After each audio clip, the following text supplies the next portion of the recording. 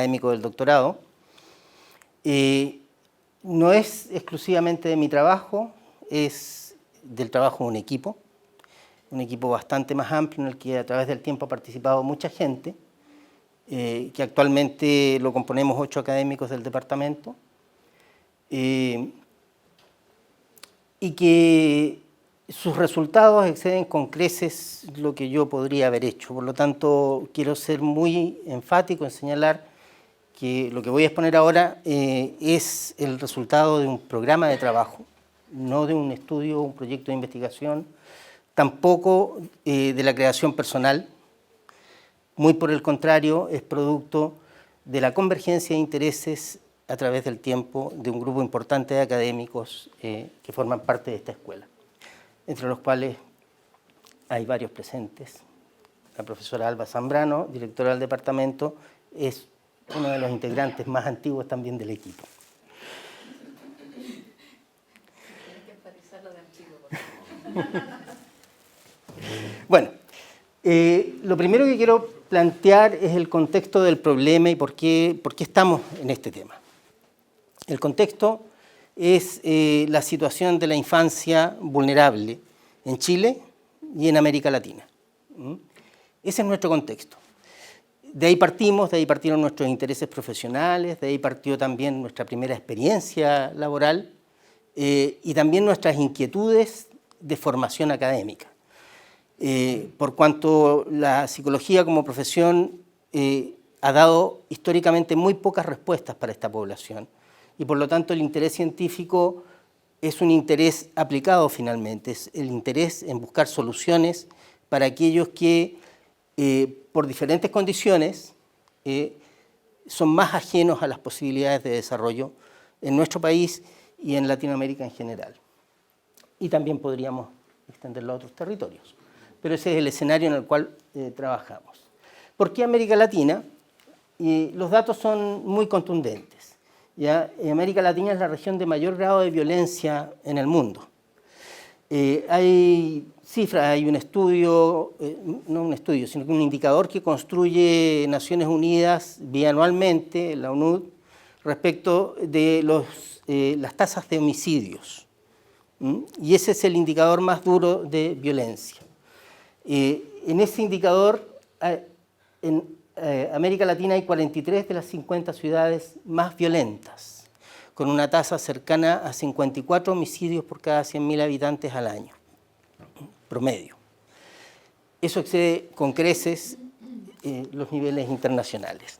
Y dentro de esto, los adolescentes son los más afectados, adolescentes y jóvenes tempranos, tanto como víctimas como perpetradores. O sea, quienes más mueren en estos homicidios en América Latina y quienes más homicidios cometen son precisamente adolescentes y jóvenes.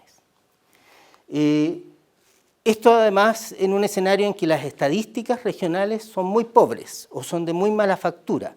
Por lo tanto, es muy difícil establecer parámetros para poder estudiar la evolución de los fenómenos o para poder desarrollar políticas consistentes a través del tiempo para frenar estos datos. Y la delincuencia juvenil pasa a ser uno de los problemas de política pública más importantes en América Latina, sin tener la posibilidad de resolverlo pese a la inversión de múltiples recursos en ello. En toda América Latina hay escasa medición y uso de instrumentos no adaptados ni validados para evaluar a los adolescentes. Hay ausencia de modelos de intervención ajustados a las necesidades de los adolescentes y las tasas de reincidencia no están informadas. ¿Ya?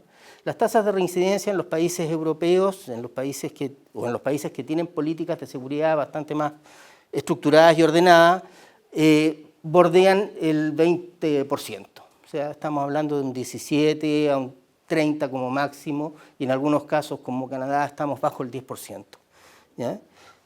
Tasa de reincidencia entendida como la comisión de un nuevo delito, luego de haber cumplido una pena, durante la adolescencia, y en un seguimiento de 24 meses. Ese es el mínimo que se establece. Cuestión que es súper difícil, si ustedes se fijan, porque si un adolescente comete un delito a los 17 años, es sancionado por 2 años. Cuando vuelve a cometer un delito, ya es adulto, se perdió el dato. No se puede estimar la tasa de reincidencia. Entonces, esas tasas de reincidencia son muy difíciles de estimar para los adolescentes.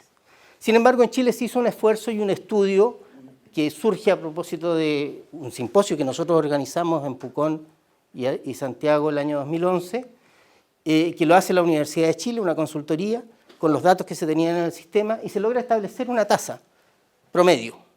Hay muchas variaciones en esto, pero una tasa promedio a 24 meses. Y esa tasa promedio es de 53,7% de reincidencia. Es un absurdo. O sea, eso significa que en la práctica quienes son sancionados dentro de la adolescencia tienen más probabilidad de reincidir que de dejar de delinquir. Es casi azaroso incluso, pero tienen más probabilidad de reincidir. Sin embargo, eso es Chile. Sin embargo, América Latina tiene un panorama mucho más complejo. Algunos habrán oído hablar de las maras, por ejemplo, en Centroamérica. Si bien en Chile, pese a todas las dificultades que tenemos, hemos ido reduciendo un poco la delincuencia juvenil, en el resto de América Central particularmente ha ido aumentando. ¿Ya? Y si miramos los datos de esta cifra, de la tasa de homicidios, nos encontramos con un panorama que es increíble. Chile es el país con menos tasa de violencia de América Latina. Solo Canadá tiene una tasa de violencia más baja que Chile. Estos datos son, sin embargo, del 2012. Tienen bastante retraso, podríamos decirlo, pero no es fácil recuperar y hacer comparables estos datos. No los producen tan rápidamente. Pero países como Honduras, por ejemplo, llegan a 90,4 homicidios por cada 100.000 habitantes. Bueno, ese escenario es un escenario en el cual es imperativo no solo generar conocimiento para entender el proceso delictivo adolescente, sino que además generar tecnología psicosocial que nos permita desarrollar políticas públicas de mejor calidad y frenar el problema, o por lo menos desacelerarlo, por lo menos. Ese es nuestro interés. Así partimos. En ese contexto, llevamos 25 años trabajando. Brevemente les quiero contar cómo partimos y en dónde estamos, científicamente hablando. Partimos como profesionales a fines de la década de los 80, trabajando con los adolescentes infractores de ley en los centros de Sename y constatando la dificultad para intervenir en ese escenario. A mediados de los 90, a través de un proyecto financiado por la Dirección de Investigación de la Universidad de la Frontera, realizamos el primer estudio, que fue para poder saber si en el contexto de la pobreza habían diferencias y había un proceso de socialización delictivo en algunas familias. Y sí, observamos eso. Lo pudimos hacer de dos formas, por vía cualitativa y también cuantitativa, modelando una tipología familiar. Lamentablemente ese estudio no se publicó, pero sí pudimos establecer que hay estrategias de sobrevivencia vinculadas a lo delictivo y hay además muchos recursos en las familias que delinquen. Cuestión que no está, recursos sociales, recursos personales, cuestión que no estaba establecida. A comienzos de la década pasada, por no decir a comienzos del siglo, en un estudio liderado por la profesora Paula Alarcón, Fondesit, no liderado por ella, liderado por la profesora Eugenia Viñet, pero en el que participa la profesora Paula Alarcón, se estudia por primera vez el impacto de las variables personales en el desarrollo de los comportamientos delictivos. Y se elabora un primer modelo que es publicado en el año 2005 como tipología preliminar del peso o de la incidencia de las variables personales en la conducta delictiva de los adolescentes. Ahí hay una muestra de 186 adolescentes que en esa época no estaban sancionados por delitos, porque no había ley de responsabilidad penal, había ley de menores.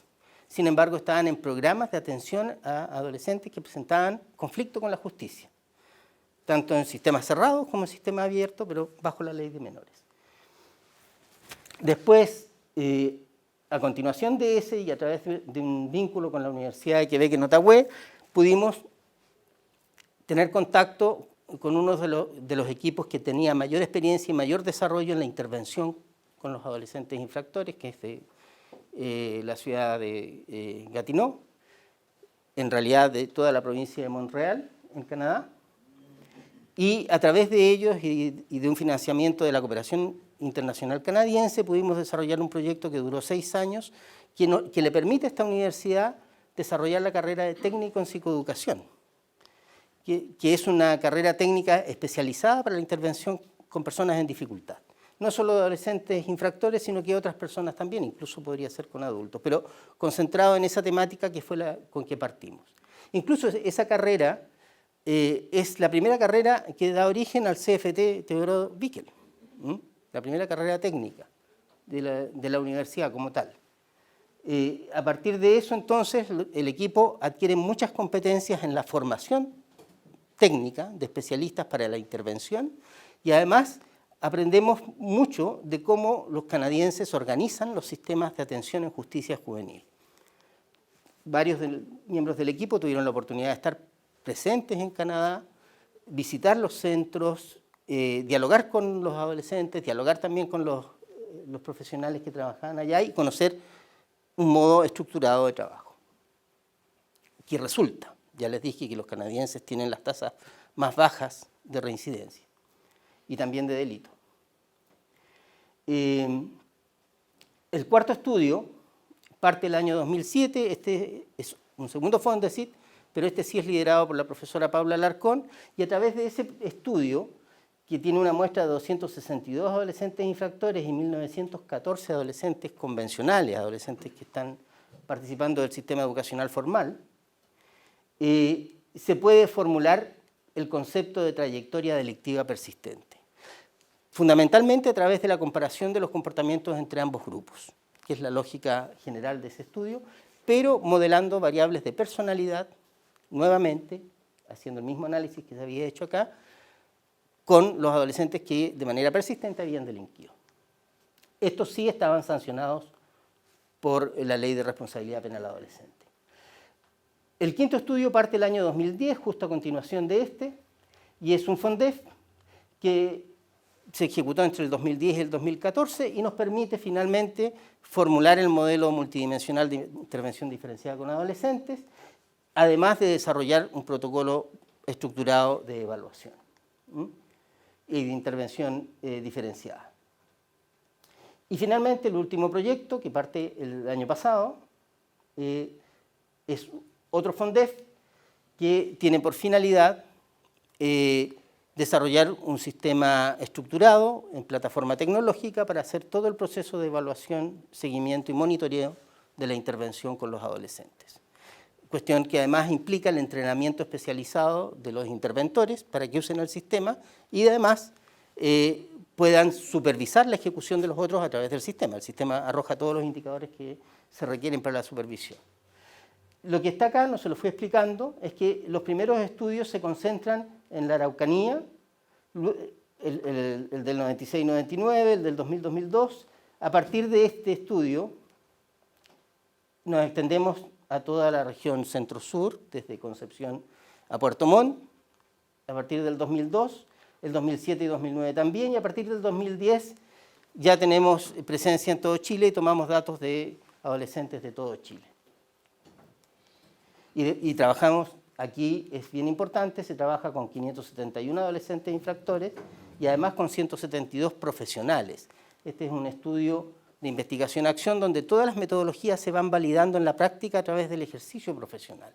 Lo que se propone es que los mismos profesionales que desarrollan los programas son los que evalúan, pero evalúan dentro de su trabajo. Entonces ellos van incorporando la tecnología y nos van retroalimentando para ver si funciona o no funciona, o qué funciona mejor y qué es lo que no funciona. ¿Ya? Por lo tanto, el protocolo termina validado en la práctica. Todo esto nos permite el desarrollo de instrumentos con los estudios psicométricos correspondientes y además la demostración que la toma de decisiones basada en evidencia es la que mejor resulta a la hora de generar tanto las evaluaciones de los adolescentes como los procesos de intervención. Ese es el trayecto del programa de investigación. Si se fijan, hay varios proyectos conectados. que nos han permitido ir generando esto.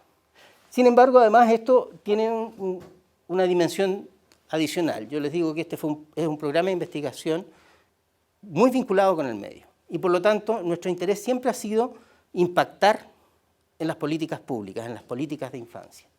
Por lo tanto, en forma paralela a hacer el trabajo de investigación, también hemos estado presentes en los organismos públicos responsables de la toma de decisiones en esta línea. Y esto parte también a comienzos de los años 90, ¿ya? Y parte, por nuestra parte, con el trabajo de, ¿cómo se llama?, profesional, pero en el ámbito de la justicia juvenil, con la adopción de la Convención de Derechos del Niño por parte del Estado chileno, el año 90. Eso cambia el paradigma y cambia la lógica de trabajo en políticas públicas y también genera el espacio para poder desarrollar conocimiento en esta línea. Eso va en paralelo con el trabajo profesional. Para el año 94 estamos en proceso de formación. Ahí hay la tesis de magíster que hice en México, que nos permite definir una visión ecosistémica de la pobreza, sobre la cual, modelo teórico sobre el cual se empiezan a construir posteriormente parte de los antecedentes del trabajo con familias. En el año 99 es la primera crisis de Sename. Esa crisis surge precisamente en esta región a partir de un incendio en el CTD Alvorada, en el cual mueren 7 jóvenes que estaban cerrados con candado. 8. ¿Quién sabía? 8. ¿Tú estabas? ¿No? 8. Fueron 8.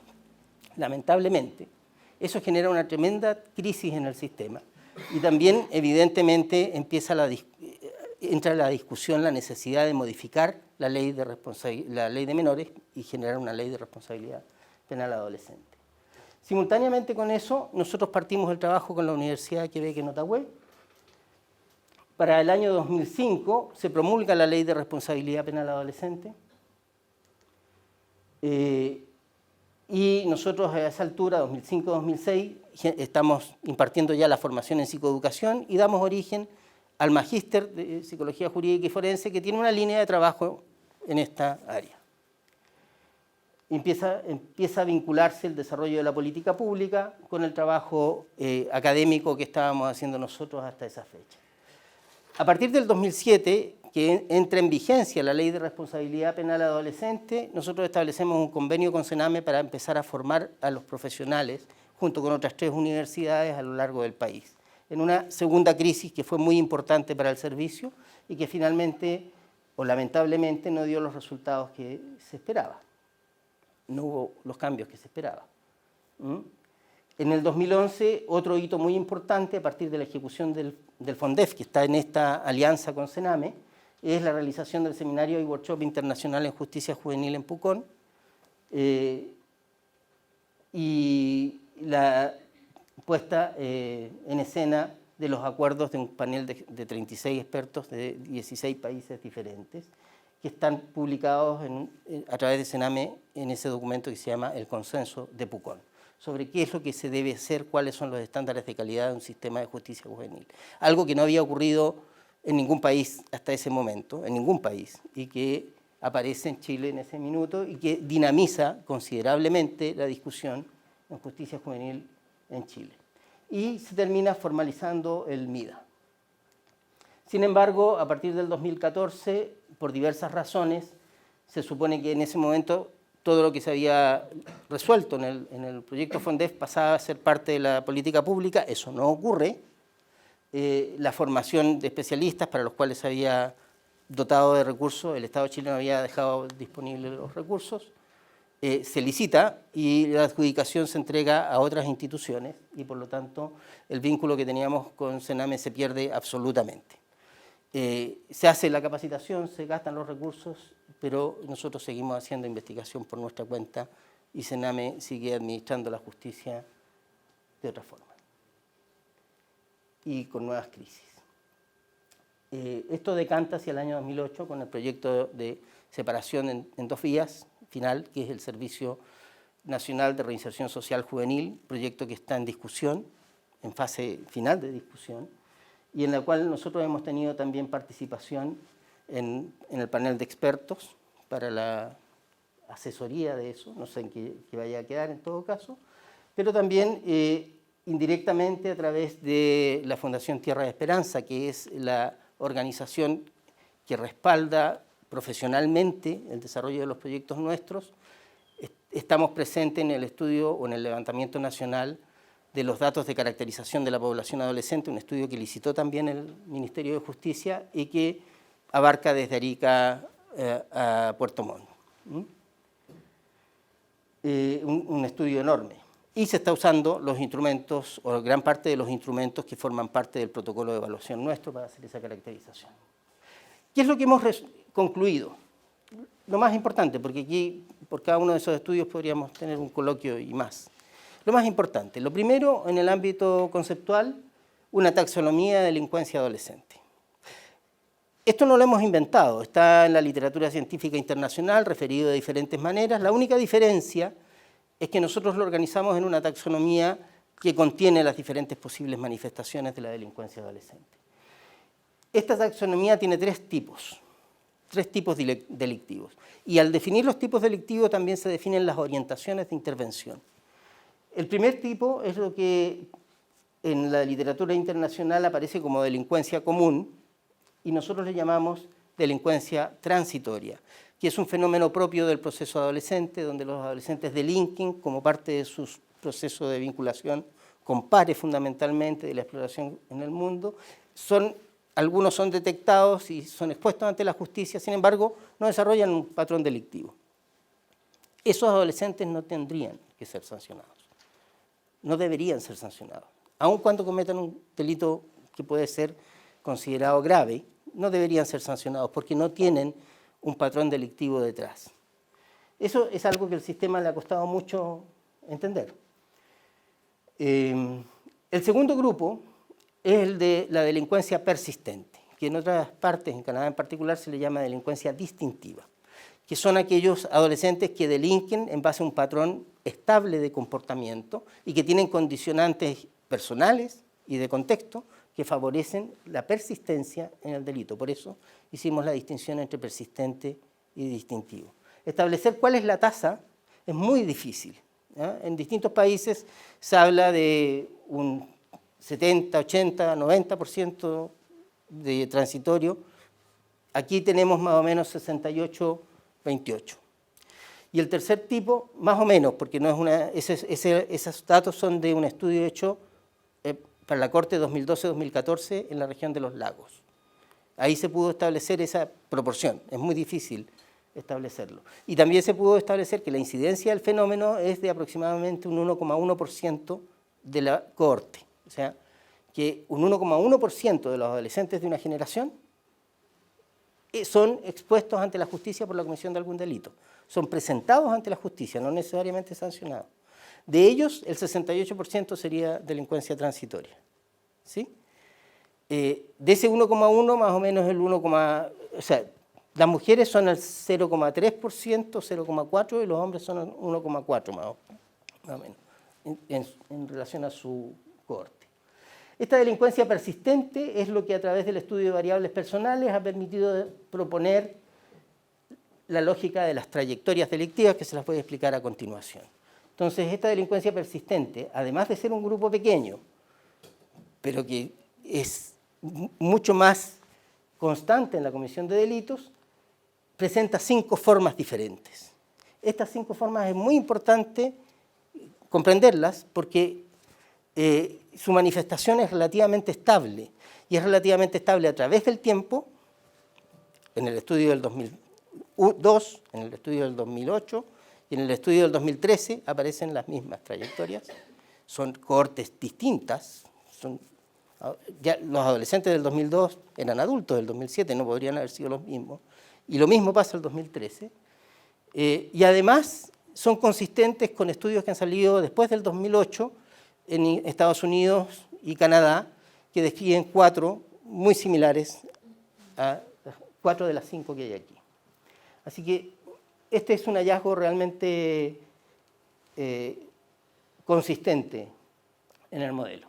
Y finalmente hay un tercer tipo de delincuencia que le denominamos delincuencia compleja, ¿ya? Que es un patrón delictivo muy distinto, que con quienes es imposible intervenir de la misma manera que se podría hacer con los demás, ¿ya? Y ahí están los delitos sexuales, que son los más visibles dentro de este grupo, pero también todos aquellos adolescentes que tienen o que presentan trastornos de salud mental asociados al comportamiento delictivo. Bien, habiendo visto eso, entonces, ¿cómo es que se determinan las trayectorias delictivas? Las trayectorias delictivas se han determinado usando el modelo de Millon de personalidad adolescente.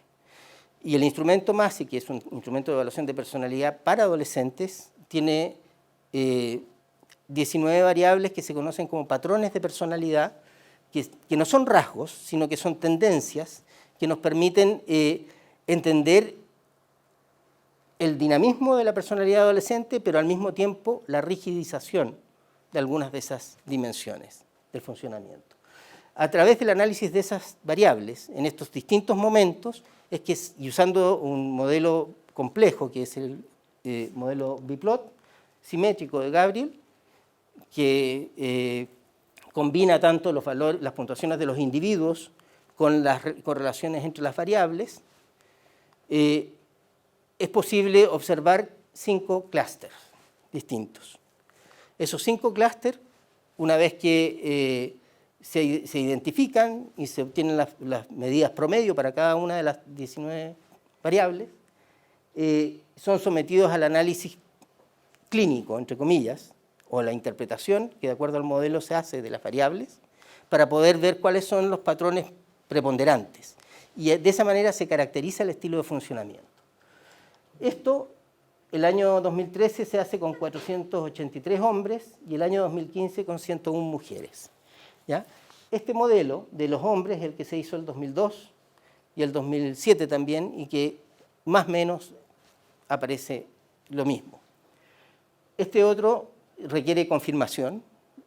Contar con una muestra de 100 mujeres es muy difícil, muy difícil. Y una muestra mayor, por lo tanto, va a ser más difícil. Pero necesitamos otra cohorte para poder hacerlo. Y estos distintos clústeres, observando además sus puntuaciones en los otros instrumentos del protocolo, nos llevan a la definición de trayectorias que nos permiten ver no solo el funcionamiento psicológico en el momento actual, sino que el cómo se ha llegado a ese funcionamiento y además el comportamiento delictivo actual y además del comportamiento delictivo las condiciones de contexto que favorecen o no la comisión de delitos.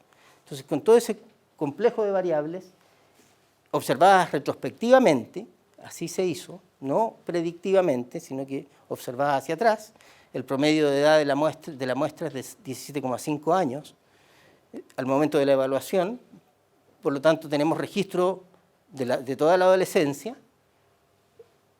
Se puede determinar la evolución en el proceso de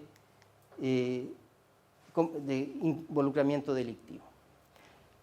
La primera trayectoria que aparece acá, ese clúster de allá, que también es el más numeroso de las mujeres, es lo que llamamos explosivo autodestructivo, ¿no? Trayectoria explosiva autodestructiva, que es un estilo de funcionamiento impulsivo, poco reflexivo y que delinque de manera explosiva, con mucha violencia y bajo control, poca regulación emocional. Muy descrito también en los estudios norteamericanos y, ¿cómo se llama?, canadiense. El segundo grupo le denominamos trayectoria antisocial estabilizada y también aparece en los hombres y en las mujeres. Esa es una trayectoria en la que los adolescentes tienen bastantes recursos personales, pero tienen un estilo de funcionamiento manipulador, centrado en la dominación de los otros y orientado a la gratificación personal, haciendo uso de las personas que están en su entorno. Entonces, complejo. el modo de funcionamiento de esos chicos, porque además también manipulan a los equipos, ¿m? Y lo saben manipular muy bien. Y responden a incentivos muy concretos que siempre tienen algún carácter hedonista finalmente. La tercera trayectoria, también esta segunda está descrita en los estudios de América del Norte. La tercera trayectoria es la transgresora vinculada, que aparece acá y aparece también en las mujeres. Y esa es una trayectoria bien particular porque no hay compromiso de variables personales, salvo una elevación de la rebeldía y de la tendencia a la transgresión de la norma social. También son chicos con muchos recursos y son aquellos que construyen culturalmente la validación del delito. Construyen la organización delictiva, construyen el entorno de relaciones sociales para sostener el delito y además validan en el discurso su actuar. Es el estilo Robin Hood, por ponerlo de manera más coloquial. Este grupo, transgresor vinculado, no aparece descrito ni en Estados Unidos ni en Canadá. Sin embargo, en los países latinoamericanos en que hemos tenido la posibilidad de estar presentes, es lo que más aparece. Es la organización delictiva donde se socializan desde temprano los adolescentes. O sea, aquí sí tenemos una tremenda influencia cultural, aparentemente, en el desarrollo de este patrón o modelo delictivo, que es interesante porque no hay variables personales a la base. O sea, este adolescente podría ser perfectamente una persona socialmente adaptada. Sin embargo, en el contexto en el que crece y se desarrolla, el delito está validado en su familia, en su comunidad, y la forma o la estrategia de sobrevivencia es transgresora y delictiva. Y como parten tempranamente ingresando a las pandillas, validan el estilo de funcionamiento, se salen de lo normativo muchas veces y por lo tanto construyen una carrera delictiva. Una carrera que tiene incentivos también. Uno habla con ellos y quieren ser lanzas internacionales. O sea, si ellos tienen aspiraciones, quieren el doctorado. Aspiran a ello y muchos lo logran, ¿eh? De hecho, Chile exporta de estos chiquillos. La cuarta trayectoria aparece en azul porque no aparece en el clúster de mujeres y es una trayectoria que le llamamos normal desviada. Esta sí que no tiene ninguna variable personal vinculada y solo aparecen riesgos contextuales. Solo riesgos contextuales, ni siquiera una rebeldía exagerada. Por lo tanto, este es un chico que por la condición de pares, por la condición social en la que vive, se ha involucrado en el delito de manera sistemática como la opción que le ha quedado y así se ha ido socializando. Y finalmente hay una quinta trayectoria que le llamamos pasiva desesperanzada, que agrupa a un conjunto de chicos que tienen muy pocos recursos personales, pero también muy pocos recursos contextuales y que tienen un estilo de comportamiento rutinario, que aprenden a delinquir de una manera específica y lo mantienen. Se aprenden, por ejemplo, a sacar ventanas, sacan ventanas, se especializan en eso. Cometen delitos de baja complejidad en general y son habitualmente parte de la pandilla que obedece las órdenes. Ellos son los que ejecutan algunas de las tareas. Y esto se ha ido observando a través del tiempo. Entonces, con estos análisis de base, logramos determinar, y con el análisis de las puntuaciones en los otros instrumentos, las trayectorias delictivas persistentes, que es el núcleo central del modelo. Porque sobre eso es que a continuación desarrollamos un modelo de evaluación multidimensional, que nos permite hacer las distinciones y que nos permite, por lo tanto, establecer de manera diferenciada las necesidades de intervención de cada adolescente. A partir de eso, por lo tanto, se orienta la intervención, que es una intervención diferenciada. Esa intervención significa que cuando yo identifico variables que están más presentes en unos casos que en otros, ya sé cómo debo intervenir para reducir ese riesgo o esa conducta. Eso deriva, por lo tanto, en un programa de formación especializada, un programa bastante extenso, En este momento estamos hablando de aproximadamente 800 horas de acreditación, de formación, para poder lograr todas las competencias que se requieren para trabajar de manera efectiva en esto. Y finalmente, derivan de ello los criterios para la intervención en redes, que son los criterios para el trabajo en el contexto. Los programas de intervención donde se desempeñan los profesionales, la mayoría asistentes sociales, algunos y otro buen grupo de psicólogos, son programas que tienen exigencias de trabajo con educación, salud, con CENSE, con diferentes instituciones, con Senda, pero que sin embargo no necesariamente operan. Desde acá entonces surgen también las orientaciones específicas de cómo se debe trabajar con cada trayectoria persistente en cada uno de estos escenarios. Para eso entonces es que hemos desarrollado una metodología multidimensional de evaluación. Y esta metodología entonces nos permite simultáneamente hacer múltiples mediciones, o sea, tenemos distintos instrumentos que se aplican en diversos momentos para evaluar diferentes variables que en su conjunto nos permiten hacer una evaluación integral del adolescente. Además, tiene múltiples niveles porque se evalúa al individuo, que es el foco, pero también se evalúa su contexto familiar, su contexto de pares, su contexto comunitario y su contexto institucional. Se evalúa ecosistémicamente cuáles son no solo los riesgos, sino que las oportunidades de desarrollo presentes. Esto nos permite entonces generar observaciones diferenciadas para cada caso, a partir de lo cual podemos establecer condiciones de riesgo criminógeno, recursos protectores, la interpretación subjetiva de la experiencia, que es algo sumamente importante al momento de intervenir con los adolescentes. Hay que conseguir engancharlos en el proceso de intervención. Y eso significa que tienen que asumir que cambiar es mejor que seguir en lo que están. O sea, esta no es una intervención ni siquiera clínica tradicional. Lo que estamos planteando es que la intervención tiene que cambiar el curso vital. Por lo tanto, hay que generar adherencia al tratamiento mucho más allá de poder tomar algún programa de medicamentos, por ejemplo, o seguir alguna pauta de ejercicios. Esta adherencia significa que existencialmente el chico debe definir qué quiere cambiar. Por lo tanto, las competencias que se requieren para eso pasan por una comprensión profunda de la experiencia subjetiva de cada uno. Y por supuesto, lo que vamos a estar observando siempre es la historia de comportamientos, cómo ha sido su conducta a través del tiempo. Bien, esto en el contexto nos permite formular también la práctica ecosistémica, que es la perspectiva de trabajo en redes, que tiene 3 dimensiones. Una es la intervención en redes, que es la construcción de una red específica para atender a cada caso en el contexto en el que vive. Eso se llama red focal.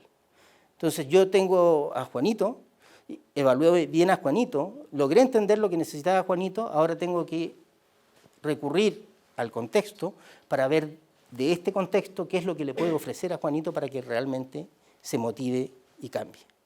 ¿Se entiende? Eso se llama perspectiva dinámica y es la intervención focal por el caso.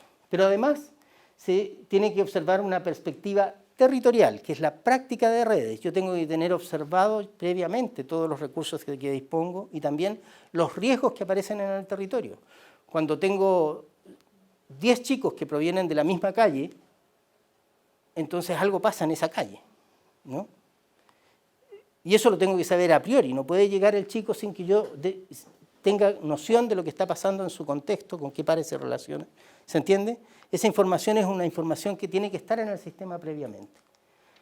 Y finalmente, y quizás lo más complejo, es la perspectiva estructural de la gestión de redes, porque esto es la coherencia sistémica y esto es lo que más adolece en nuestro sistema. O sea, todos los servicios tienen que estar coordinados para brindar la atención en todos los niveles y las decisiones deberían ser coherentes y no lo son. Definitivamente hay adolescentes que, por ejemplo, hace 4 o 5 años atrás, un chico de Lonquimay le robó una cámara a un turista en Loquimay, en la ciudad. Y lo atraparon unos metros más allá. En Loquimay es muy difícil arrancar, entonces no era muy astuto. Pero el juez, que era el juez de Victoria, le dio 7 años de cárcel por robarle la cámara. Y no tenía delitos previos.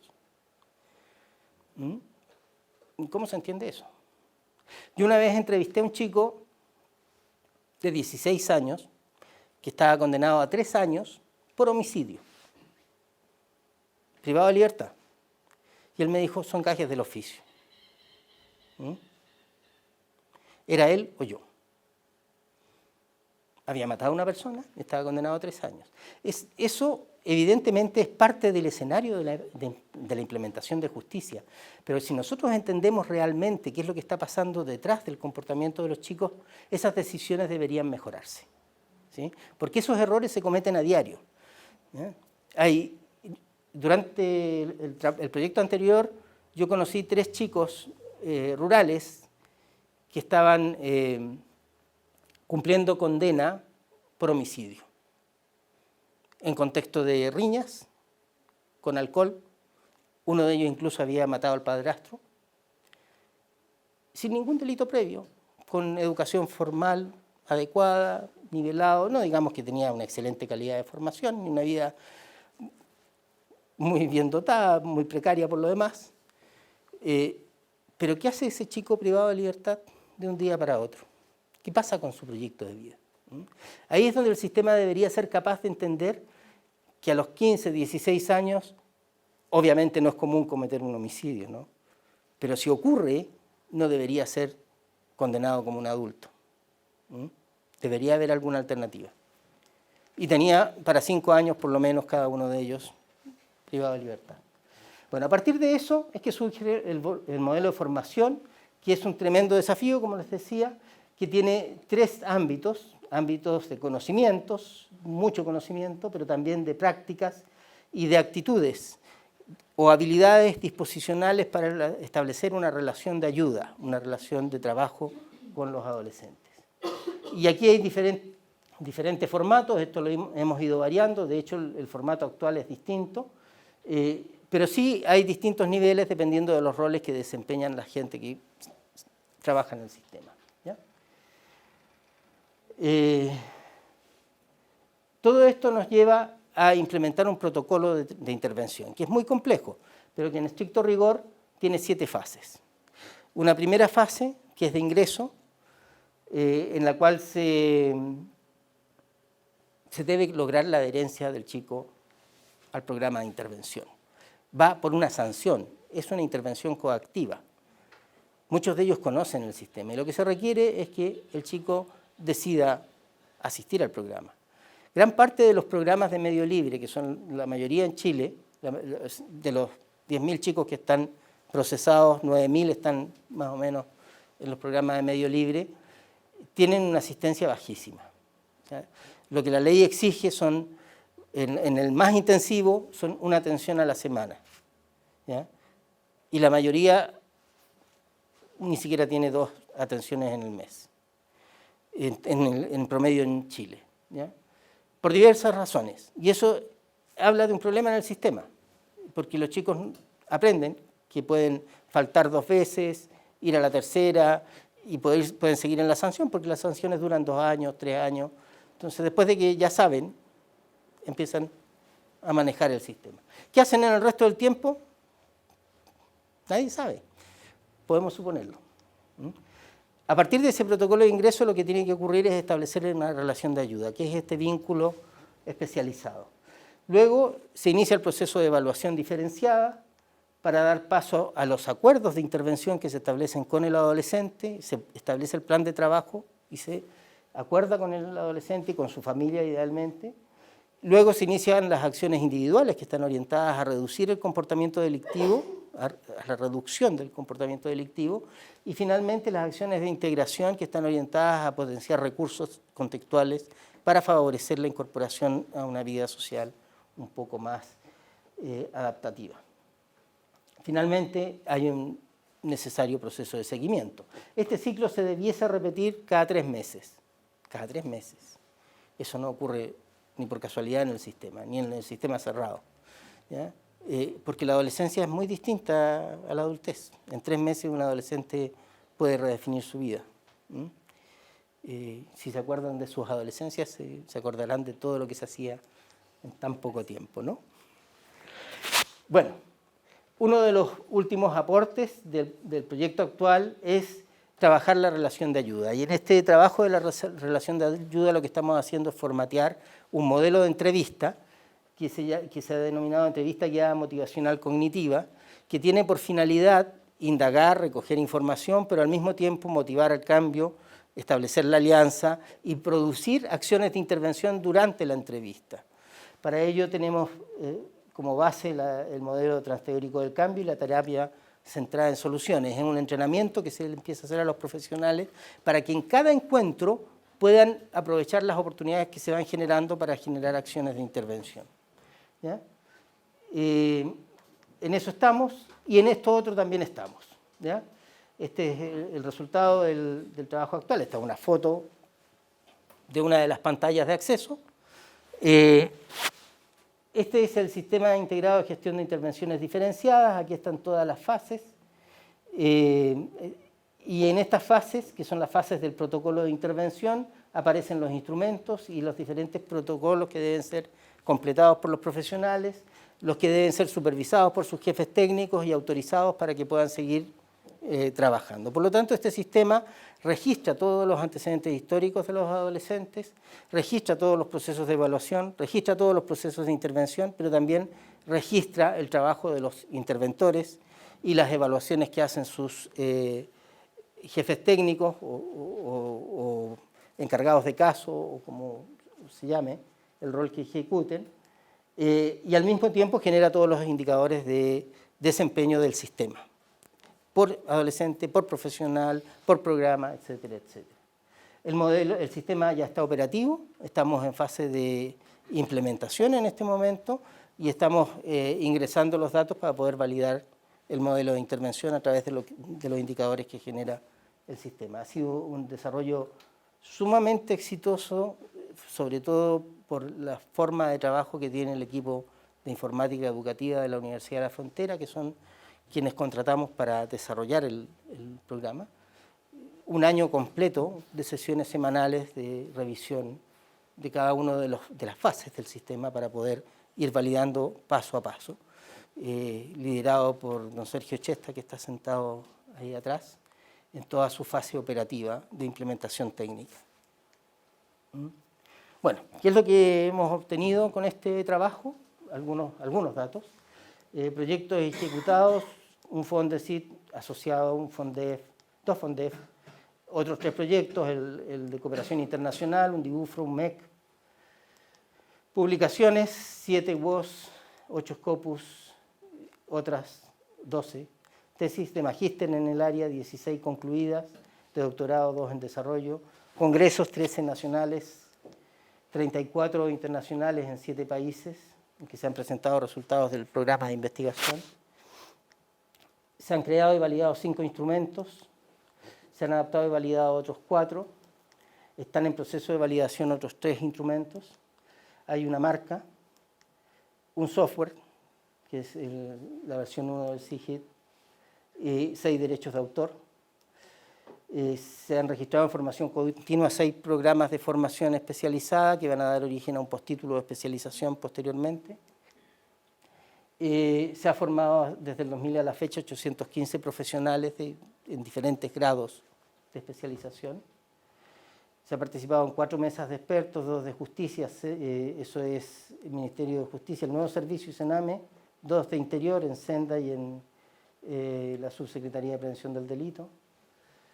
Y la difusión internacional ha llegado esto no es los congresos, sino que el trabajo con organismos técnicos de 3 países distintos, uno que ya ocurrió hace 2 años, que es Perú, pero que por las variables políticas propias de cada país eso se interrumpió, y ahora tenemos la posibilidad de estar presentes en México y en Colombia, también para presentar los resultados con interés de los países para su implementación.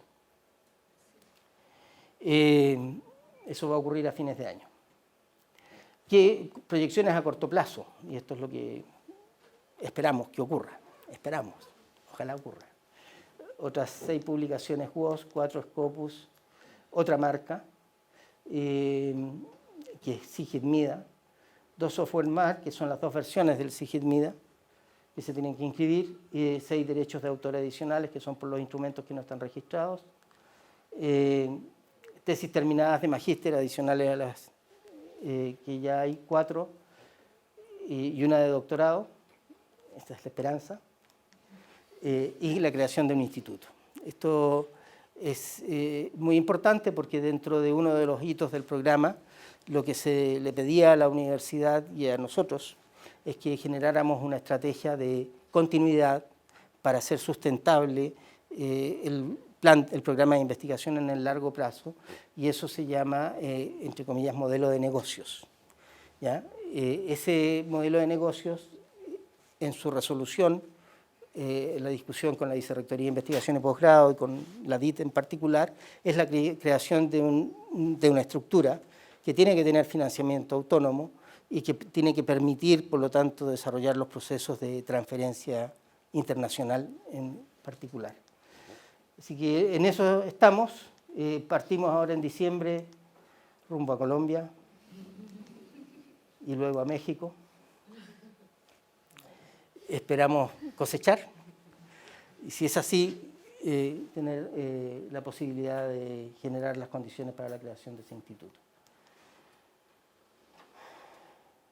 Hemos tenido también la posibilidad de ser cubiertos por Ufromedios, por el Diario Austral, también por el Mercurio. Esta noticia tuvo alto impacto a nivel político nacional. Así es el Mercurio. Bien, eso es el proyecto y ahí tenemos el equipo actual. Conocen todos los rostros ahí, 3 más presentes en la sala en este minuto. Muchas gracias. ¿Hay espacio para conversar? Tenemos aproximadamente 20 minutos para hacerle preguntas al doctor. Si es que hay algún comentario, se agradece también. Yo quiero destacar algo que me hace sentido, y por eso formo parte de este equipo, y creo que es una muestra viva de la necesaria coherencia que hay que tener en una investigación al servicio de la mejora de la calidad de vida, con una repercusión concreta en el plano del ejercicio profesional por un lado, basada en la evidencia, con un posicionamiento necesario también en el plano político, en una presencia permanente desde el pregrado, posgrado y también en otras formas de discusión del conocimiento. Y eso ha implicado, a veces de modo bastante invisible, un despliegue fuerte de un equipo tremendamente comprometido y que demuestra que la universidad puede ejercer un rol protagónico en los temas que aborda. Insisto, a veces muy invisible en el espacio interno, precisamente porque ha implicado volcar mucho esfuerzo hacia afuera para hacer las negociaciones correspondientes en cada uno de los espacios en donde se ha requerido.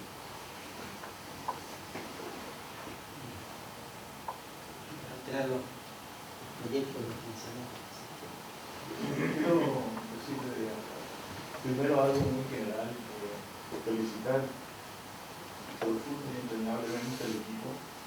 Creo que, y suscribo realizarlo, creo que es una muestra de profunda coherencia y de esfuerzos sostenidos en el tiempo con frutos difíciles y laboriosamente logrados, pero muy valiosos.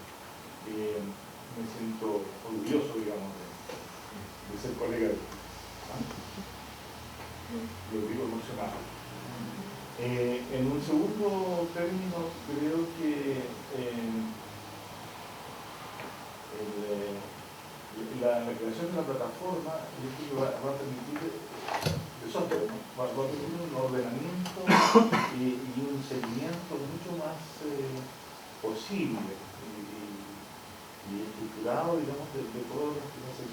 amanan, digamos, de la implementación del modelo.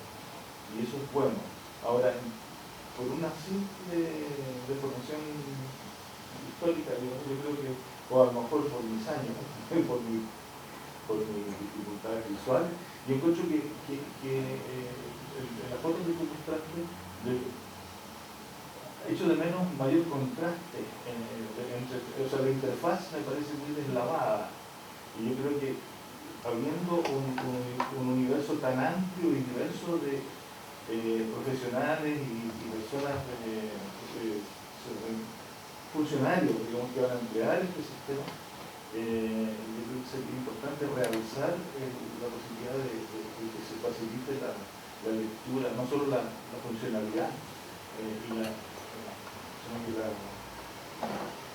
interfaz. Un comentario Estético. súper superficial comparado con el tremendo valor que todo esto tiene, ¿no? Pero eso. Y la otra cosa que quisiera comentar y quisiera realizar, o sea, esto no solo nosotros digamos, está haciendo impacto a nivel nacional, que es donde en primer término se busca, se desea y se espera que tenga un impacto, que no sigan habiendo cambios en las directrices de los organismos, y que en un momento sí lo valoren y en otro momento lo consideren un elemento que compite con intereses de otra gente y empiezan a echarle o a darle la espalda, en fin. Ese tipo de cuestiones en la arena política es decepcionante, pero ojalá se pueda superar siempre eso.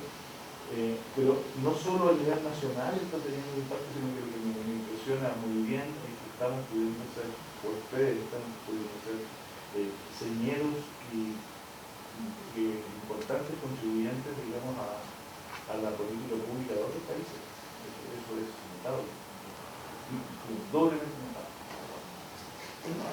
Me parece en relación a eso último. Otra integrante del equipo original, Carolina Báez, que trabajó con nosotros, es coautora de unos instrumentos del manual de evaluación de la entrevista guiada motivacional cognitiva, ha desarrollado una carrera profesional fundamentalmente, no académica, ha estado presente en diferentes servicios y su último rol fue directora del Departamento de Justicia Juvenil de Sename, precisamente, generando algunos cambios muy interesantes dentro del sistema y mayor coherencia de la que ha habido en mucho tiempo. Pero ese cargo lo dejó a comienzos de este año y se trasladó a Honduras como consultor internacional para trabajar precisamente en la implementación de la ley de responsabilidad penal adolescente. Es muy cercana al equipo y por lo tanto sabemos de alguna forma cómo está difundiendo los conocimientos que hemos generado en Centroamérica, que si se fijaron ahí, Honduras es el país que tiene la mayor tasa de violencia del mundo.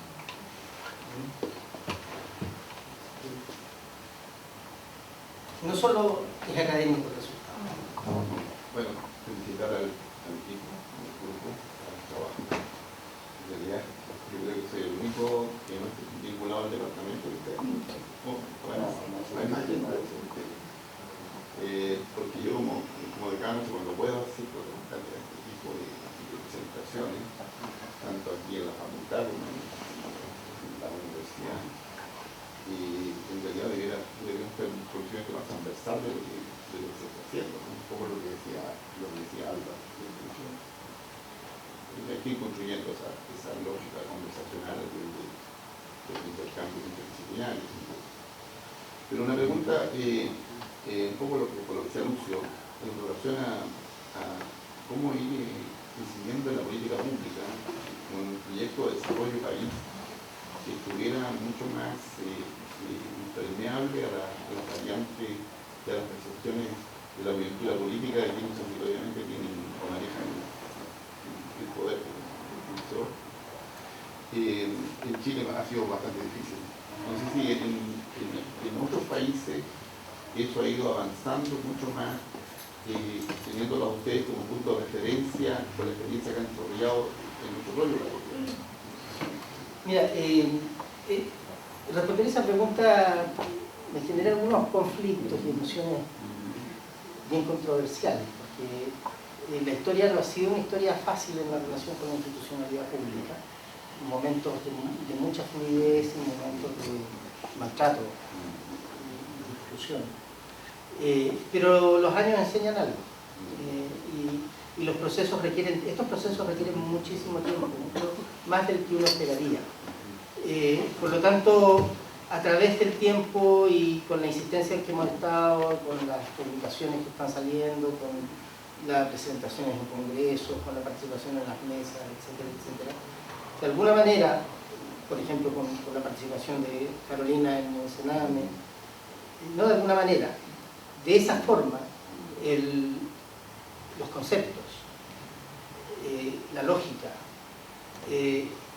las ideas centrales del modelo han ido permeando el sistema.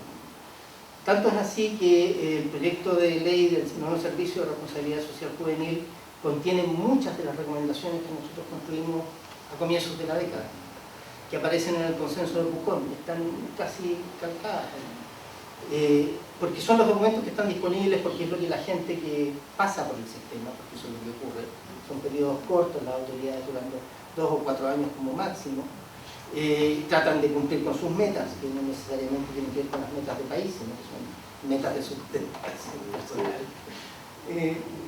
Cuando se encuentran con la información y se nutren un poquito, van encontrando lo que es más consistente, y eso por decantación, podríamos decir, va quedando. Y eso, al observar desde afuera, nosotros tenemos mucho contacto con la gente de España, por cuestiones culturales, ¿no? Con los investigadores de España, que tienen muchos más años trabajando en estos temas que nosotros, pero que sin embargo nos han dicho que el desarrollo que hemos logrado nosotros es superior en muchos aspectos a los desarrollos que ellos han logrado como país. Como comunidades autónomas tienen mucho mejores resultados, no tan sofisticados como el modelo, pero resultados de intervención de todas maneras. Y a partir de eso y de esa observación es que nosotros vamos a llegar a Colombia ahora, porque Colombia no tiene una ley de responsabilidad penal adolescente, ¿no? Todavía no generan esa normativa, y tienen que hacerlo con urgencia, casi por mandato de las Naciones Unidas en este momento. Y ellos recurrieron, como lo hacemos todos los países latinoamericanos, a los ingleses primero, a los canadienses después, a los norteamericanos, a los españoles, y finalmente les dijeron, oye, observen esto, es mucho más cercano y va a ser más rápido el proceso.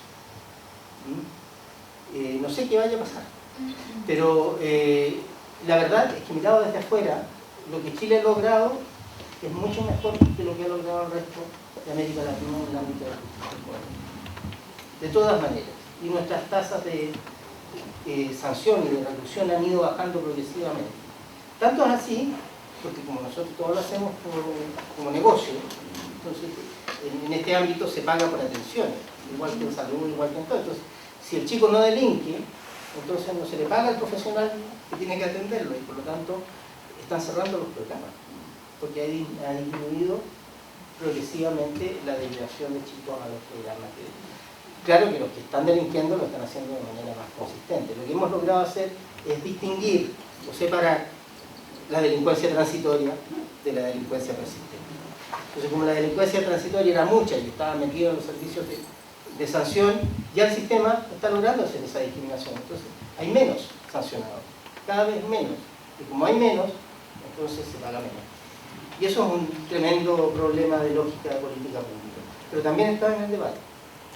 Ahora yo creo que es poco justo mirar solo en la incidencia política de los tomadores de decisiones, que es un plano sin duda importante, que presenta fragilidad y un centralismo que es tremendamente agotador, pero también hay una incidencia que ocurre también de modo más silencioso, que tiene que ver con los procesos de formación, de socialización que ha ido ocurriendo, y lo focalizo particularmente en el país, de personas que van manteniéndose en el sistema y que llegan a tomar roles también de toma de decisiones en su vida. Entonces tenemos hoy día complicidades en el sistema que hacen que, por ejemplo, la gente esté optando por formaciones brindadas por la universidad o que estén privilegiando, ¿no es cierto?, magísteres acá, y sin duda va a ser una masa crítica que va a ir dando de modo más silencioso tal vez el giro técnico. De hecho, se ha progresado, yo diría, de modo relevante, y aquí tenemos un rol importante en la especialización. No todo lo que se necesita, pero sí hay señas respecto de eso.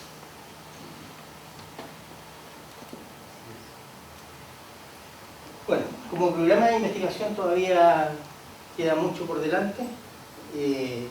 No presentamos nada del detalle de cómo se construye cada proceso, por ejemplo, de validación de un instrumento, en qué consiste esa, ¿cómo se llama?, tarea de obreros, que la hacemos silenciosamente en las tutorías durante tardes completas de análisis y de trabajo de datos, o en el terreno, compartiendo con los equipos profesionales y generando las discusiones y reflexiones que nos llevan finalmente a validar las decisiones que hemos estado tomando. Eso es. Muchas gracias por haber venido. ¿Sí? Sí, la verdad es que no es tan temático mi comentario, sino más bien desde la visión que yo tengo como una persona que se está iniciando en la investigación.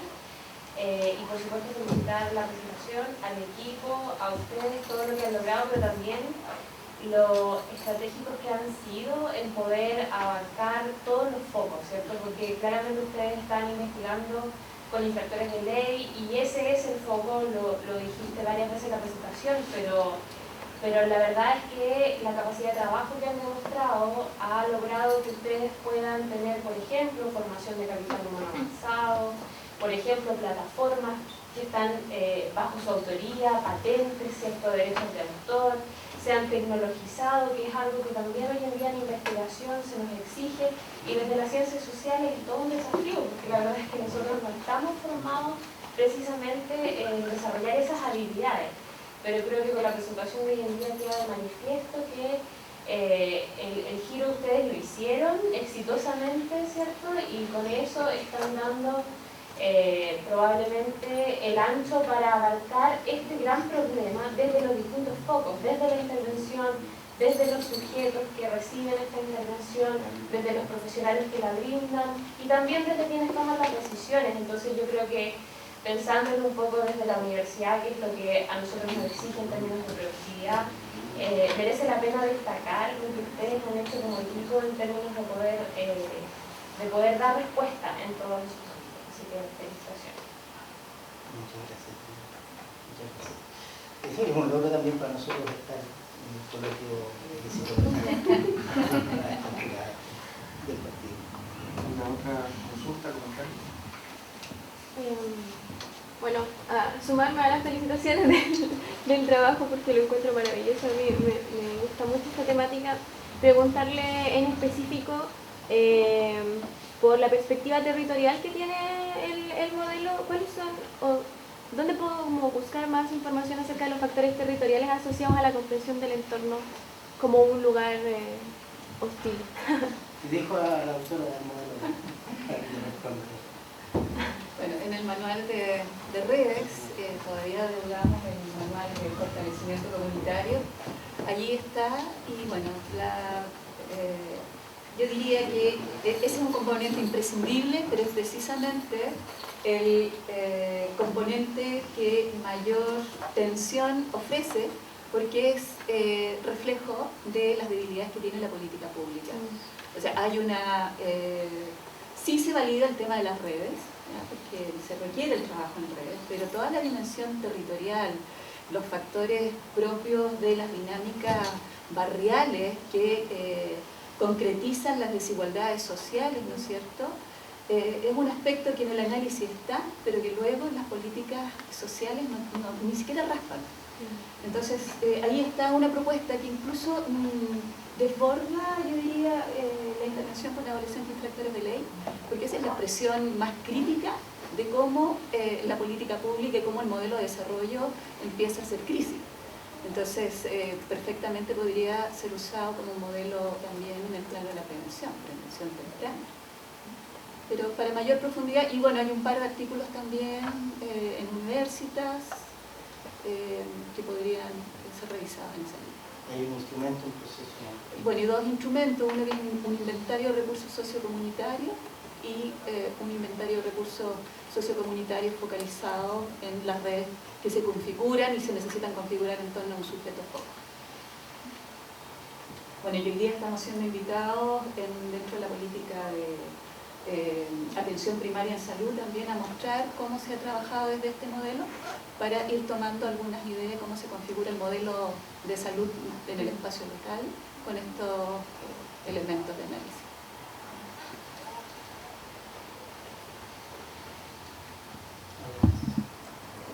Llegaste a la mejor parte.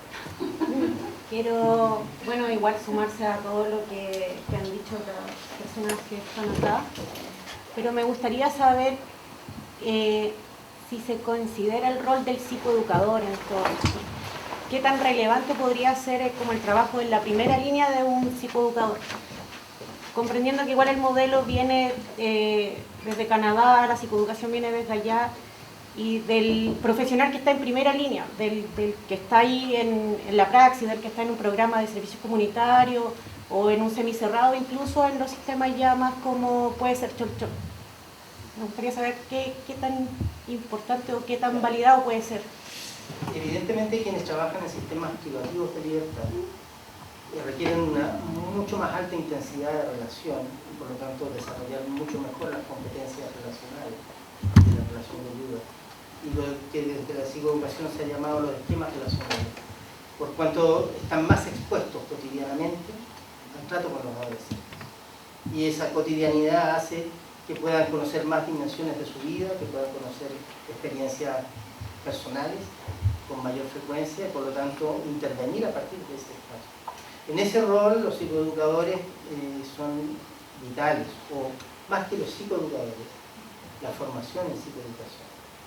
Yo diría que ahí es donde logra su máxima expresión, en el espacio de atención intensiva, aquellos donde están los chicos concentrados, para no decir privados de libertad. Y es donde no están mayoritariamente, y es donde no se hace esa atención, y es donde el sistema más fracasa finalmente, donde más se criminaliza, y donde más resultados iatrogénicos hay. O sea, tal como está funcionando en este momento el sistema, yo no tengo empacho en decir que deberían cerrar todos los centros pediátricos, tal como está funcionando. Es inaceptable que hayan centros que tienen 120, 140, 150 funcionarios para atender 30 chiquillos. Imagínense lo que significa en costos para el Estado eso. Y además que los atiendan mal. Eso ya pasa a ser inmoral, por ponerlo en otro plano de la análisis. Sin embargo, las competencias relacionales, cuando nosotros hablamos de la entrevista guiada motivacional cognitiva, también son fundamentales en los encuentros puntuales con los chicos. Nosotros a esta altura ya no estamos haciendo distinciones por profesión. Cuando partimos esas distinciones eran radicales, eran conflictivas, sobre todo entre asistentes sociales y psicólogos que han competido toda la vida en el campo profesional. En este momento hay otros profesionales, hay terapeutas ocupacionales, hay algunos profesores, hay otra gente y también hay psicoeducadores y pueden perfectamente cumplir las mismas funciones. Lo que nosotros necesitamos es que la gente se especialice para trabajar con los adolescentes, independiente de cuál sea su profesión de origen. Algunos van a tener más habilidades para la relación, otros más habilidades para la evaluación, otros más para el trabajo en redes. Bueno, vayan buscando lo que pueden hacer dentro del escenario de la intervención. Y por lo tanto la formación no exige un título profesional y tampoco pondera de manera diferente la formación previa. Nivel. Evidentemente no toda la gente logra los mismos estándares, pero lo que se busca es que todos mejoren su capacidad. Así que está presente, nosotros nunca nos hemos olvidado ni vamos a renegar de la psicoeducación. Fue una gran experiencia, una tremenda experiencia, y lo tenemos incorporado de manera central dentro de la intervención. Aquí hay una distinción súper súper importante a propósito, perdónenme que me dilate. A nivel internacional podríamos decir que existen 3 grandes modelos de intervención con adolescentes infractores. 3 grandes modelos generales. Uno es el de la intervención estructurada, en base a manuales, a programas, a protocolos, que se desarrolla sistemáticamente, donde la gente ejecuta sesiones de trabajo para cumplir con ciertos objetivos de cambio específico. ¿Ya? Por ejemplo, Madrid tiene el programa de tratamiento central y lo ejecuta para todos los chiquillos. Y van haciendo distinciones después. Ese es un ejemplo paradigmático. La otra lógica es la de la educación social, que Francia es quienes más han trabajado en ello, que es trabajo fundamentalmente en el entorno comunitario a partir de los recursos y de las capacidades que tiene la gente usando el tiempo libre en función de cambiar la conducta. ¿Ya? Tiene muchos cuestionamientos de eso porque no se trabaja con los factores criminológicos. Y la última es la psicoeducación canadiense. Nosotros hemos optado por esa forma. Si bien hay espacios en los cuales se requieren protocolos, otros espacios en los que se requieren trabajar en un contexto, pero la relación de ayuda es lo que nosotros hemos definido como competencia fundamental.